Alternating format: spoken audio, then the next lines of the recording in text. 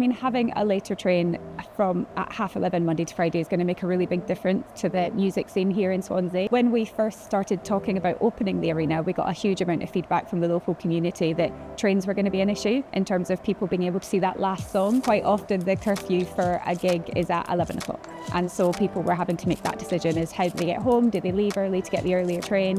Do they drive in?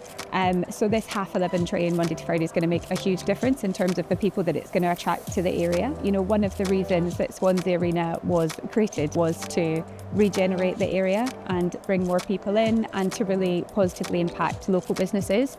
And for us, that's the grassroots music venues. And so what we want is for people to come and see a gig with us and then be able to leave the gig and go and spend some time in other venues in the city. And that 11:30 train is really going to benefit that. So it's incredibly positive, and we're just over the moon that we've been listened to and that action's been taken. It shows that real collaboration across everybody in the city.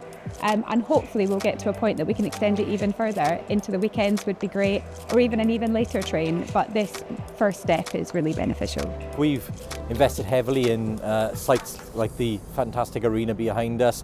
We're getting hundreds of thousands of people visiting this facility every year. They need to be able to get home on a train or without taking a car. And it's great to see the introduction of the later trains from Swansea out through the communities in the outskirts towards Cardiff.